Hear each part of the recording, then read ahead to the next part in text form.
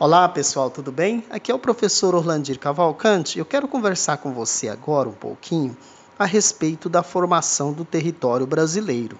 Nós aprendemos nas aulas anteriores como que o território brasileiro foi sendo construído a partir do litoral. Hoje eu quero chamar sua atenção para que você entenda que a ocupação econômica do território brasileiro também determinou a forma de ocupação e formação do nosso território. Portanto, eu quero dizer para você o seguinte: o nosso território ele foi desenhado e pensado de acordo com os interesses da coroa portuguesa. Por quê? Durante todo o período de colonização, as atividades econômicas, como a agricultura, a produção de riqueza no Brasil, não era para atender, logicamente, os brasileiros. Era para atender a metrópole, que era a coroa portuguesa. Portanto, nós vamos ter o primeiro produto que efetivamente vai iniciar a exploração econômica do território brasileiro, é o chamado pau-brasil, que todo mundo já sabe, é daí que vem o nome Brasil para o nosso país hoje. A exploração do pau-brasil, ela deu início, na verdade, à exploração dos recursos naturais brasileiros. Então pode-se dizer que de todos os recursos naturais que o Brasil tem, o primeiro a ser explorado, obviamente, foi o pau-brasil.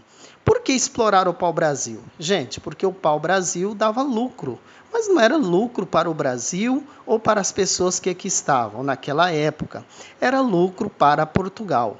Mas de que forma o pau-brasil gerava lucro? Bem, o pau-brasil gerava lucro a partir de duas situações. Primeiro, a tinta vermelha, que era muito apreciada no mercado europeu, na indústria têxtil, fabricação de tecidos.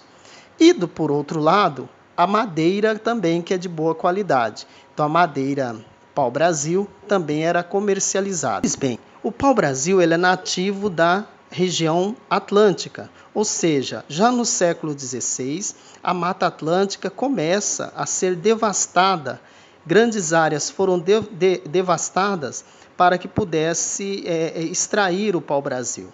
Só que não era somente extrair o pau-brasil. Ao extrair o pau-brasil, automaticamente acabava com outras vegetações nativas da Mata Atlântica. Por exemplo, tinha que se fazer picadas no meio da floresta, no meio da mata, tinha que se construir galpões, tinha que construir alvenarias, residências, vilas e assim por diante. Então, pode-se dizer que o pau-brasil foi a primeira manifestação de agressão à Mata Atlântica, que hoje é uma das mais devastadas do território brasileiro. Então, na verdade, como que isso era feito? Era feito a partir da mão de obra dos índios. Ainda não havia a ideia de escravização do índio, porém a mão de obra do indígena era utilizada em grande extensão neste trabalho. Aonde isso aconteceu? Nas regiões litorâneas, logicamente, para atender os interesses da metrópole portuguesa. Isso significa que o pau-brasil ele não extrapolou o Tratado de Tordesilhas. Então, a ocupação portuguesa, efetivamente, a partir da extração do pau-brasil, ela não afrontou, ela não desobedeceu o Tratado de Tordesilhas, que era aquele tratado entre Portugal e Espanha, Agora, olha que interessante, o pau-brasil, ele desde o início começou a fazer parte da história do nosso país. Então, desde 1500 já foi levado algumas amostras para Portugal, A exploração do pau-brasil começou em 1501. Em 1503, nós tivemos a primeira feitoria, ou seja, o primeiro vilarejo para receber as toras de pau-brasil e dali ser embarcada, E aí, a partir desse momento, nós vamos ter, inclusive, o interesse de traficantes, especialmente os franceses, em 1516, que vai tentar roubar pau-brasil do território brasileiro,